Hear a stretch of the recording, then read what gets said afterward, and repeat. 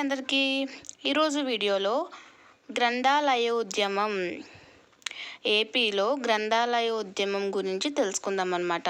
అసలు గ్రంథాలయాలు ఏమేమి ఉన్నాయి, బ్రిటిష్ కాలంలో గ్రంథాలయ ఉద్యమం యొక్క ఇంపార్టెన్స్ ఏంటి, వాటి గురించి ఫుల్ డీటెయిల్స్ అనేవి ఈ వీడియోలో చూద్దామండి. వీడియోని స్కిప్ చేయకుండా లాస్ట్ వరకు చూడండి. వీడియోని లైక్ చేయండి, ఛానల్ని సబ్స్క్రైబ్ చేసుకోండి. ఇంకా వీడియోలోకి వచ్చేద్దాం. ఫస్ట్ మనకి చెన్నై పోర్ట్ లైబ్రరీ అని ఒక లైబ్రరీ ఉండేదన్నమాట. ఫస్ట్ లైబ్రరీ అది ఎవరైనా యూజ్ చేసుకోవచ్చు. అంటే బ్రిటిష్ కాలంలో ఈస్ట్ ఇండియా కంపెనీ వర్కర్స్ వీళ్ళందరూ ఉన్నారు కదా, వాళ్ళ కోసం అని చెప్పని ఒక చెన్నై పోర్ట్ లైబ్రరీని కట్టించారనమాట. అది ఎవరైనా యూజ్ చేసుకోవచ్చు, అందరికీ అవైలబుల్గా ఉండే ఫస్ట్ లైబ్రరీ అనమాట. తర్వాత 1662లో కెప్టెన్ వైట్ ఫీల్డ్ అనే ఆయన మద్రాస్ సెయింట్ జార్జ్ లైబ్రరీని కట్టించారనమాట. ఎవరు కట్టించారు? కెప్టెన్ వైట్ ఫీల్డ్ 1662లో మద్రాస్ సెయింట్ జార్జ్ లైబ్రరీ. అక్కడ లైబ్రరీస్ అనేవి కట్టించారనమాట. 1-2 లైబ్రరీస్ అనేవి ఉన్నాయి. అందులో బుక్స్ అనేవి వస్తున్నాయి, వెళ్తున్నాయి. నెక్స్ట్ ఎవరైనా బుక్స్ అనేవి కావాలంటే తీసుకువెళ్తున్నారు. సో ఇలా తీసుకెళ్తున్నప్పుడు అక్కడ యాక్సెస్ అండ్ రిజిస్టర్ అనేది అవసరం అని అయితే అనుకున్నారనమాట. అంటే బుక్స్ అనేవి ఎన్ని వస్తున్నాయి, ఎన్ని వెళ్తున్నాయి అని ఒక రిజిస్ట్రేషన్ అనేది జరగాలి, ఒక రిజిస్టర్ అనేది ఉండాలి అని అయితే అనుకున్నారు. ఇంకా తర్వాత మనకి చాలా లైబ్రరీలు అనేవి వచ్చాయన్నమాట. 1839లో జేమ్స్ థామస్ అనే ఆయన రాజమండ్రి లైబ్రరీని కట్టించారనమాట. అంటే రాజమండ్రిలో ఒక లైబ్రరీని. నెక్స్ట్ 1850లో గుంటూరులో థియోసాఫికల్ లైబ్రరీ అనేది కట్టించారు. ఎక్కడ? గుంటూరులో 1850లో. 1886లో విశాఖపట్నం టీచర్ అనమాట. విశాఖపట్నంలోని ఒక టీచర్ ఎవరైనా ఆది నారాయణ. ఆయన ఏం కట్టించారు అంటే ఒక లైబ్రరీ కట్టించారు. దాని నేమ్ వచ్చి సరస్వతి లైబ్రరీ. అందులో ఎటువంటి ఆంగ్ల ప్రభావం లేదనమాట. అంటే వారి యొక్క సపోర్ట్ లేకుండా ఏం లేకుండా ఫస్ట్ అనమాట ఓన్లీ ఆంధ్ర వాళ్ళు కట్టించిన లైబ్రరీ. ఇది ఎక్కడ ఉంది అంటే పులివెందుల్లో ఉంది. ఫస్ట్ ఆంధ్ర తొలి ఆధునిక గ్రంథాలయం అన్నమాట ఇది. ఫస్ట్ ఆంధ్ర తొలి ఆధునిక గ్రంథాలయం ఇది. నెక్స్ట్ ఇంకా చాలా లైబ్రరీస్ అనేవి ఉన్నాయి. CV library Ongole, Veeresalingam library Rajahmundry, Simhachalapathi Vizianagaram, Srikrishna Devarayandhra Bhasha Nilayam 1901 Hyderabad, young men's literary association Guntur. ఇవన్నీ ఆ ఏరియాస్లో కట్టించారన్నమాట. ఇవి ఆ ఏరియాస్లో కట్టించారు.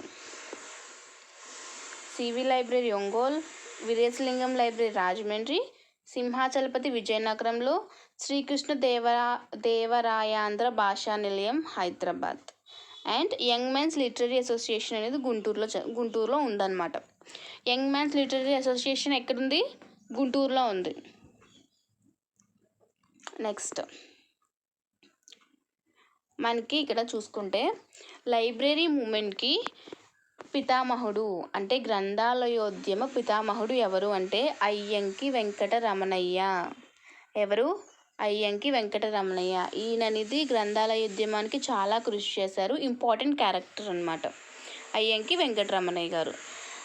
అసలు స్టార్టింగ్ అనేది ఎలా జరిగింది అంటే ఈయన గ్రంథాలయోద్యమానికి కృషి చేస్తూ ఉన్నారు, హెల్ప్ చేస్తూ ఉన్నారు. ఆ టైంలో ఒక వేదిక అనేది అవసరం వచ్చిందనమాట.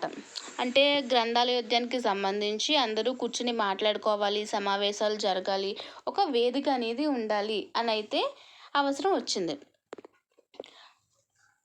అయితే ఏమైంది? బరోడా మహారాజు ఉన్నాడు కదా. ఎవరు బరోడా మహారాజు? సియాజీరావు గైక్వాడ్. ఎవరు? సియాజీరావు గైక్వాడ్. ఆయన అమెరికా గ్రంథాలయ నిపుణుడు బోర్డుని ఇన్వైట్ చేశారనమాట. గ్రంథాలయ సంస్థ అనేది ఒక స్థాపించాలి, మీరు వచ్చి స్థాపించండి అని సియాజీరావు గైక్వాడు అమెరికా గ్రంథాలయ నిపుణుడైన బోర్డన్ను ఇన్వైట్ చేశారనమాట. ఇది క్వశ్చన్ కింద అడగచ్చు. బరోడా మహారాజు సియాజీరావు గైక్వాడ్ ఎవరిని ఇన్వైట్ చేశారు గ్రంథాలయ సంస్థను స్థాపించడానికి అని అయితే క్వశ్చన్ని అడిగే ఛాన్స్ ఉందండి. ఆయన గ్రంథాలయ సంస్థను కూడా స్థాపించాడనమాట. నెక్స్ట్ గిడుగు రామ్మూర్తి గారు ఎక్కువ అంటే పుస్తకాలు రచనలోని ఇందులో చాలా నిపుణుడు అనమాట. ఆయన వాడుక భాషలో పుస్తకాలు అనేవి రాసేవారు. ఎవరు? గిడుగు రామ్మూర్తి గారు. తన గ్రంథాలయ ఉద్యమం అనేది బరోడాలో 1910లో స్టార్ట్ అయింది. కానీ స్టార్ట్ అయిన కొద్ది సమయానికే అది మూతపడింది అనమాట. ఎక్కడ? బరోడాలో. కాకపోతే ఏపీ ఆంధ్ర లైబ్రరీ మూమెంట్ అనేది అక్కడున్న ప్రజలు స్టార్ట్ చేశారు కాబట్టి ఎక్కువ కాలం ఉందన్నమాట. ఆంధ్ర గ్రంథాలయ ఉద్యమం పునాది వేసింది ఎవరండి? అయ్యంకి వెంకటరమణయ్య అనమాట. అయ్యంకి వెంకటరమణయ్య గారు పునాది వేశారు. ఆయన ఎవరు అంటే 1911 విజయవాడలో రామ్మోహన్ చారిటబుల్ లైబ్రరీ కార్యదర్శి అనమాట. రామ్మోహన్ చారిటబుల్ లైబ్రరీలో కార్యదర్శి అయ్యంకి వెంకటరమణయ్య గారు. ఆయన వందే మాతర ఉద్యమంలో కూడా పార్టిసిపేట్ చేశారు. ఆ విధంగా పార్టిసిపేట్ చేసినప్పుడు ఈయన పొలిటికల్గా వెళ్లకుండా సాంఘిక సేవలోకి దిగారనమాట. అలాగే లైబ్రరీ మూమెంట్ని కూడా స్టార్ట్ చేశారు. మొత్తం 1913 నాటికి 125 లైబ్రరీస్ అనేవి ఎస్టాబ్లిష్ అయ్యి ఉన్నాయన్నమాట. ఎక్కడ? ఆంధ్రాలో. వెంకటరమణయ్య గారు సూరి వెంకట నరసింహతో కలిసి ఆంధ్ర పత్రికలో ఒక విజ్ఞప్తి చేశారనమాట. ఏమని విజ్ఞప్తి చేశారు? అందరి గ్రంథాలయోద్యమానికి ఎవరైతే కృషి చేస్తున్నారో అండ్ గ్రంథాలయాలకి సంబంధించిన పర్సన్స్ సంబంధించిన వారందరికీ ఒక వేదిక అనేది ఉండాలి. ఆ ఉద్యమానికి సంబంధించిన సమస్యలకు పరిష్కారాలు అవి చూడాలి అని చెప్పని ఒక వేదిక అనేది ఉండాలి అని చెప్పని ఆంధ్ర పత్రికలో విజ్ఞప్తి చేశారనమాట. వెంకటరమణయ్య గారు సూరి వెంకట నరసింహతో కలిశాను. విజ్ఞప్తి చేశాక 1913 ఏప్రిల్లో విజయవాడలోని రామ్మోహన్ చారిటబుల్ లైబ్రరీ అనేది వాటికి కార్యదర్శి ఎవరండి? అయ్యంకి వెంకటరమణయ్య గారు. ఈ లైబ్రరీ ఆధ్వర్యంలో సమావేశం అనేది జరిగిందనమాట. ఫస్ట్ ఆంధ్ర మహాసభ ఎక్కడ జరుగుతుందో దాంతోపాటు ఈ మీటింగ్ని చేద్దామని చెప్పని అనుకున్నారు, ఈ సమావేశాన్ని. కాకపోతే తర్వాత ఆంధ్ర మహాసభ అనేది రిపేర్లో ఉండడం వల్ల ఎడ్వర్డ్ టౌన్ హాల్కి షిఫ్ట్ చేశారనమాట. ఇందులో ఎవరెవరు అటెండ్ అయ్యారంటే 60 లైబ్రరీలకు ప్రాతినిధ్యం వహిస్తున్న 200 మంది అటెండ్ అయ్యారనమాట. 60 లైబ్రరీస్ అండ్ 200 మెంబర్స్ అటెండెడ్. దీనికి సంబంధించిన అధ్యక్షత ఎవరు వహించారు అంటే ఈ సమావేశానికి చిలకమూర్తి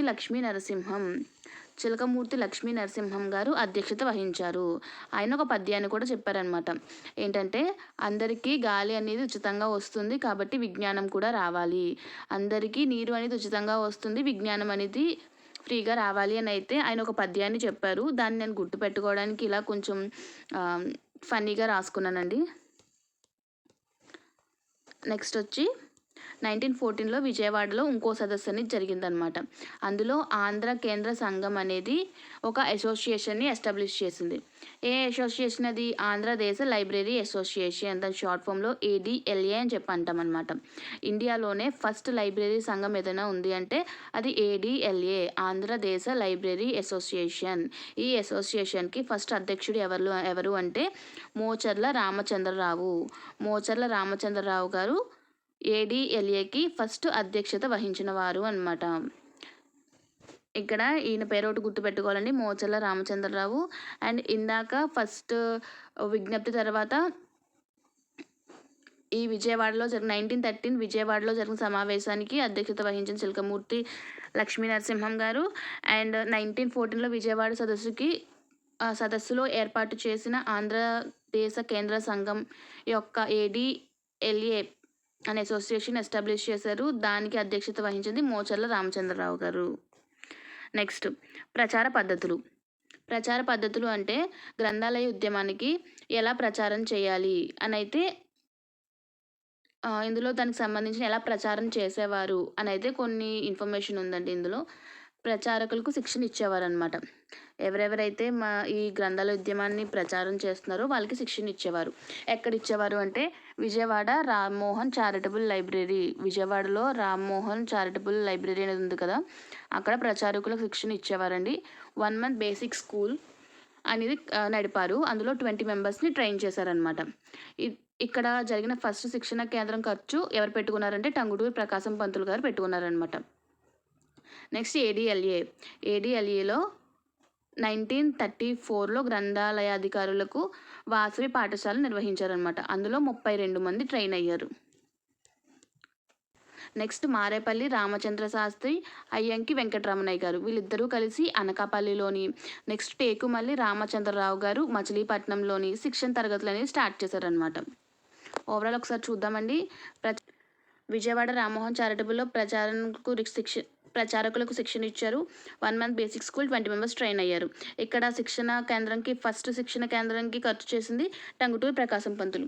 నెక్స్ట్ ADLAలో 1934 గ్రంథాలయాధికారులకు వాసవి పాఠశాలను నిర్వహించారు. 32 మెంబర్స్ అనేవాళ్ళు ట్రైన్ అయ్యారు. నెక్స్ట్ మారేపల్లి రామచంద్ర శాస్త్రి గారు అండ్ అయ్యంకి వెంకటరమణయ్య గారు వీళ్ళిద్దరూ కలిసి అనకాపల్లిలో అండ్ టేకుమల్ల రామచంద్రరావు మచిలీపట్నంలో శిక్షణ తరగతులను స్టార్ట్ చేశారు. నెక్స్ట్ గ్రంథాలయ ఇంపార్టెన్స్ని తెలియజేయడం కోసం తీర్థయాత్రలు నిర్వహించేవారనమాట. ఈ తీర్థయాత్రలను స్టార్ట్ చేసింది ఎవరంటే అయ్యంకి వెంకటరమణయ్య గారు. ఎవరైతే గ్రంథాలయ ఉద్యమానికి పునాది వేశారో ఆయనే తీర్థయాత్రలను కూడా స్టార్ట్ చేశారనమాట. ఈ తీర్థయాత్రలో మొత్తం 12 మెంబర్స్ అనేవాళ్ళు ఉంటారనమాట. 12 మెంబర్స్ 6 గ్రూప్స్ కింద డివైడ్ అవుతారు. ఒక్కొక్క గ్రూప్కి వచ్చి 2 మెంబర్స్ ఉంటారనమాట. ఇందులో 6 జట్లు ఏంటంటే ముందస్తు బృందం, భజన బృందం, ప్రదర్శన బృందం, గ్రామాఫోన్ గాయక బృందం, ఉపన్యాసక బృందం, మ్యాజిక్ ల్యాంతర్ బృందం. ఇలాగా 6 టీమ్స్ కింద డివైడ్ అయ్యి వీళ్ళు గ్రంథాలయ ఉద్యమం గురించి, గ్రంథాలయం గురించి, జ్ఞానం గురించి, ఇంపార్టెన్స్ గురించి ఊరు తిరిగి అక్కడ ఈ ఇంపార్టెన్స్ని తెలియజేస్తారనమాట. ఏవైతే గ్రంథాలయాలు మూతపడి ఉంటాయో వాటిని మళ్ళీ స్టార్ట్ చేయడం, లేదా గ్రంథాలయాలను ఎవరైతే నడుపుతున్నారో వాళ్ళకి ట్రైనింగ్ ఇవ్వడం, అలాంటి పనులన్నీ వీళ్ళు చేస్తారనమాట. వీటిని గ్రంథాలయ తీర్థయాత్రలు అంటారు. ఎందుకంటే వీరు ఊరు తిరిగి తీర్థయాత్రలాగా తిరిగి అక్కడ ప్రచారణ చేస్తారు కాబట్టి. నెక్స్ట్ ఇలా తీర్థయాత్ర వల్ల 1934 నుంచి 47 వరకు వెస్ట్ గోదావరిలో 180, గుంటూరులో 43, కృష్ణాలో 22 గ్రంథాలయ తీర్థయాత్రలు జరిగాయన్నమాట.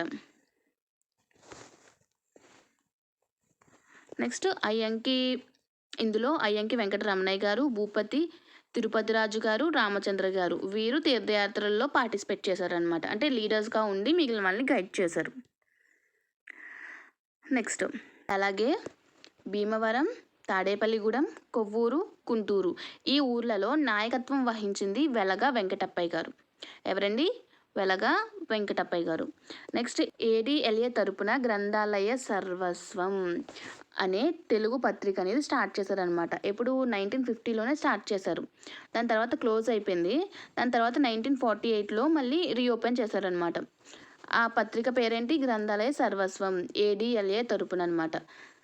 దీనికి ప్రచారణకర్త వచ్చేసి శ్రీనివాసరావు, సంపాదకత్వం వచ్చేసి P. రాజశేఖరం. అండ్ ఈ పత్రిక అనేది తెలుగు ఇంగ్లీష్ భాషలలో ఆంధ్ర గ్రంథాలయం ఉన్న పేరిట త్రైమాసిక పత్రిక ప్రచురితమైనది. ఇదొక త్రైమాసిక పత్రిక అన్నమాట. గ్రంథాలయ సర్వస్వం ADLA తరపున స్టార్ట్ అయిన పత్రిక, తెలుగు పత్రిక. నెక్స్ట్ కాకినాడలో యాతగిరి లక్ష్మీ వెంకటరమణ. ఎవరు? యాతగిరి లక్ష్మీ రమణ ధర్మ గ్రంథాలయ అనే తెలుగు పత్రికను నడిపారనమాట. ధర్మ గ్రంథాలయ అనే పత్రికను నడిపినది ఎవరు? యాతగిరి లక్ష్మీ వెంకటరమణ. ఎక్కడ? కాకినాడ. నెక్స్ట్ ఇందులో కరపత్రాలు అనేవి రాశారనమాట. ఎక్కువ కరపత్రాలు రాసింది ఎవరంటే సూరి వెంకట శాస్త్రి అనే ఆయన గ్రంథాలయ ఉద్యమాల గురించి కరపత్రాలు అనేవి రాశారనమాట. నెక్స్ట్ వెలిదొండ హనుమంతరావు. ఈయన ఏం చేశారంటే ముద్రిత తెలుగు పుస్తకాల జాబితాని చేశారనమాట. ముద్రిత తెలుగు పుస్తకాలు ఏవైతే ఉన్నాయో వాటిని జాబితాని తయారు చేసే ప్రయత్నం వెలిదొండ హనుమంతరావు చేశారనమాట. నెక్స్ట్ సంఘం పక్షాన ఆ కృషిని పూర్తి చేసి కాశీనాథు నాగేశ్వరరావు పుస్తకాన్ని ప్రచురించాడు. నెక్స్ట్ చర గ్రంథాలయాలు అంటే మూవింగ్ లైబ్రరీ ఫర్ రీడర్స్.